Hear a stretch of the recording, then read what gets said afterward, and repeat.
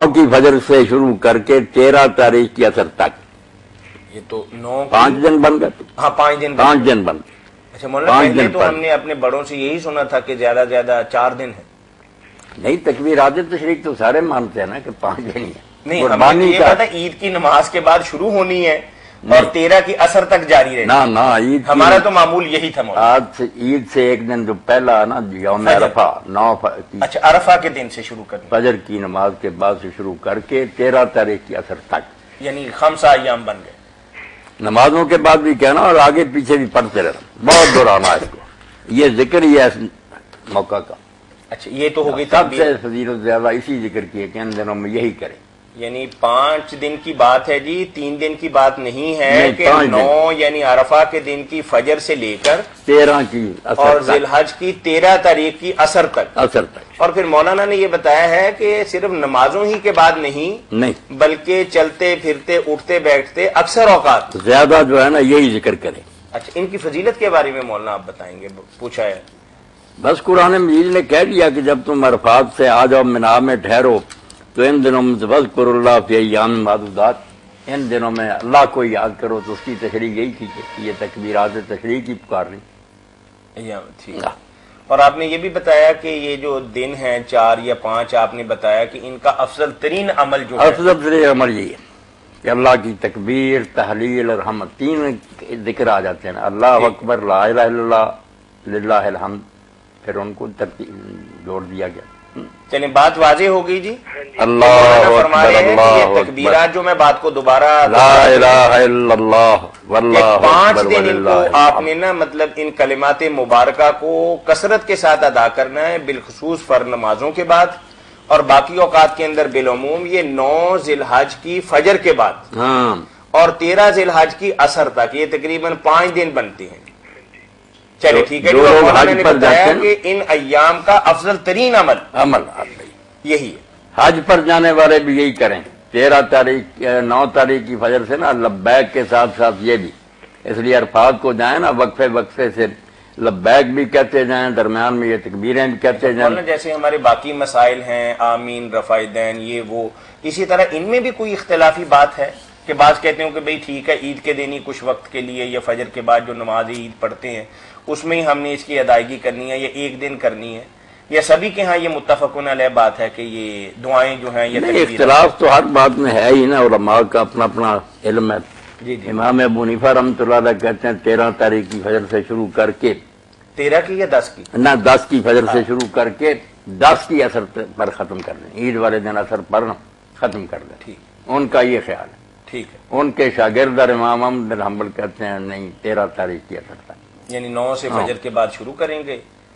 چلیں بہت شکریہ جی آپ کے کال کرنے کا جی، بارک اللہ فیک۔ یہ بات ہم کر رہے تھے قرآن کریم کی آیت مبارکہ کے حوالے سے، وما ينطق عن الهوى ان هو الا وحی۔ عموماً یہی کہا جاتا ہے نا کہ نبی کریم صلی اللہ علیہ وسلم اپنی مرضی سے نہیں بولتے، جو بات بھی کرتے ہیں وہی سے کرتے ہیں، خواہ وہ قرآن مجید ہو یا آپ کی کوئی عام گفتگو ہو، حدیث پاک، یہی کہتے ہیں، مگر یہ کوئی درست نہیں مفہوم۔ صحیح بات یہ ہے کہ اس آیت کا تعلق صرف قرآن مجید سے ہے۔ ٹھیک ہے۔ لوگوں کا اسی کے بارے میں جھگڑا تھا کہ آپ یہ اپنی طرف سے گھڑتے ہیں، کوئی وحی آپ پر نازل نہیں ہوتی، نہ آپ نبی ہیں۔ اس کا اللہ نے کہا کہ یہ جو باتیں اللہ کا رسول کرتا نا قرآن، یہ اس کی اپنی باتیں نہیں، یہ وہی ہے جو اس کی طرف اتاری جاتی ہے۔ ٹھیک، یعنی یہ صرف قرآن کریم کی بات، عام گفتگو کے حوالے سے نہیں۔ کیا آپ نے پانی مانگا یا بیویوں سے بات کی یا دوست یاروں سے، تو سب وہی ہے۔ اس بارے میں کچھ بات کرتے ہیں، ذرا سن لینا۔ یہ جی السلام علیکم ورحمۃ اللہ۔ وعلیکم السلام ورحمۃ اللہ وبرکاتہ۔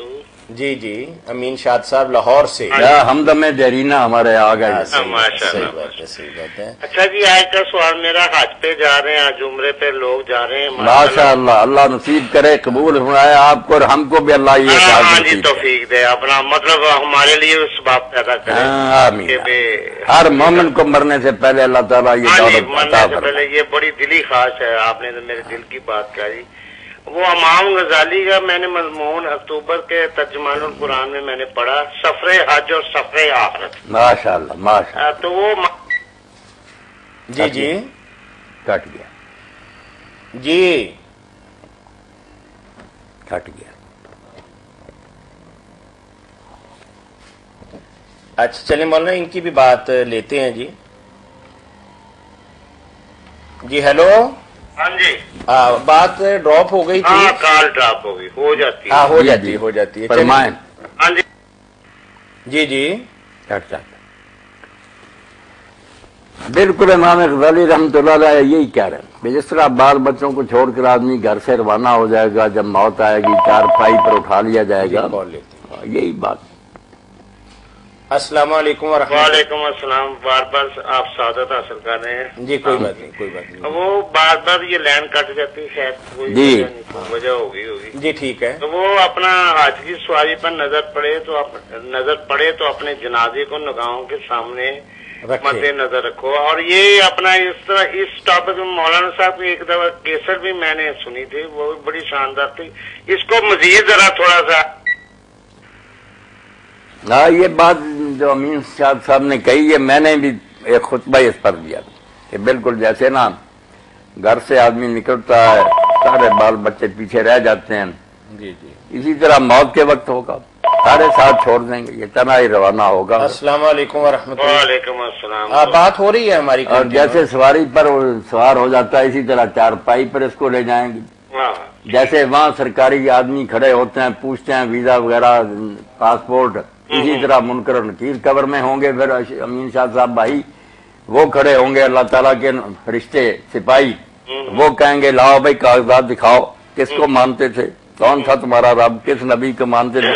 تو منظر تو وہی ہے کہ بالکل حاجی جو ہے نا اسی طرح روانہ ہوتا، اسی طرح بچوں کو وعدہ کرتا جس طرح موت کے وقت ہوتا. یہ ان کا مضمون بہت عمدہ، بہت اعلیٰ لکھا، اللہ ان پر رحمت فرمائے.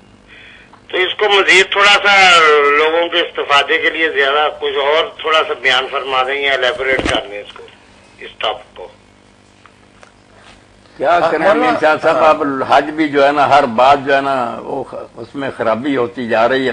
نماز و روزہ و قربانی و حج یہ سب باقی ہیں، تو باقی نہیں ہے. جو حقیقی مسلمان تھا وہ نہیں ملتا، رسمیں چل رہی ہیں مگر جو روح تھی وہ ختم ہو چکی ہے. اتنے لاکھوں آدمی حج پر جاتا، اگر بدل کر آتے تو دنیا میں انقلاب نہ برپا ہو جاتا. 20 لاکھ آدمی کوئی نہیں بدلتا، پہلے سے بدتر آپ بن جاتے ہیں. اللہ ماشاء اللہ لوگ کہتے ہیں یار حج کرنے سے پہلے یہ اچھا بھلا آدمی تھا، حج کر کے تو یہ پتھر دل ہو گیا. شکایت ہی ہے لوگوں کو حاجیوں سے. تو علامہ اقبال کی بات کے لاتے کیا زائران کعبہ سے اقبال یہ پوچھے کوئی کیا حرم کا تحفہ زمزم کے سوا کچھ بھی نہیں. پانی تھا جو لے آئے، کوئی ایمان، کوئی تقوی، کوئی اللہ رسول کی محبت، کوئی انسانوں سے پیار، کوئی خیر خواہی، کچھ نہیں لے کر آتے، بس پانی لے آتے ہیں. زائران کعبہ سے اقبال یہ پوچھے کوئی کیا حرم کا جی السلام علیکم ورحمۃ اللہ. زمزم کے سوا کچھ بھی نہیں. جی فتح آن لائن. ڈاکٹر جان کر رہا ہوں جی. ڈاکٹر صاحب خیریت ہے. مہربانی پوچھنا یہ تھا کہ اگر کوئی شخص کسی دوست کو تحفہ تن کو بکرا لے کے دے قربانی کے لیے تو وہ جائز ہے یا نہیں؟ جائز ہے ڈاکٹر صاحب، بہت اچھی بات ہے. اگر کوئی دوست اپنی خوشی سے قربانی کا جانور لے دے کہ میں نے آپ کو لے دیا آپ قربانی کریں. اللہ کے رسول علیہ السلام بھی تقسیم کرتے تھے، حکومت کا بھی کام ہے اور کہاں کرتی ہے کہ لوگوں میں تقسیم کرے. آپ نے قربانی کے جانور تقسیم کیے تو ایک آدمی کے حصہ میں پھر قربانی کا جانور جو آیا نا وہ سال کا تھا، 2 دانتا نہیں ہوا تھا بکرا. اس نے کہا یا رسول اللہ یہ تو اتود ہے، ہیرا ہی ہے. تو آپ نے فرمایا صرف تیرے لیے جائز ہے، اندھا کسی کے لیے جائز نہیں ہوگا. مگر اس کو دیا. یہ تقسیم الاضحیٰ جو ہے نا کہ قربانیاں تقسیم کیجئے بہت اچھا. اس لیے اگر کسی دوست کو اللہ توفیق دے کہ اپنے کسی دوست کو لے دے کہ یار یہ بھی اپنے گھر میں یعنی ہم کلو گوشت دیتے ہیں نا تو چلیں 20-22 کلو اکٹھا ہی دے دیا بکری کی شکل کے اندر، یہ بھی مولانا فرما رہے ہیں بہت بڑی. پھر اس میں ڈاکٹر صاحب بڑی عزت بھی ہے اس کی جو ہے نا، عزت نفس مجروح بھی نہیں ہوتی. گوشت جو ہے نا وہ تو سمجھا جاتا ہے یار غریب سمجھ کر دے.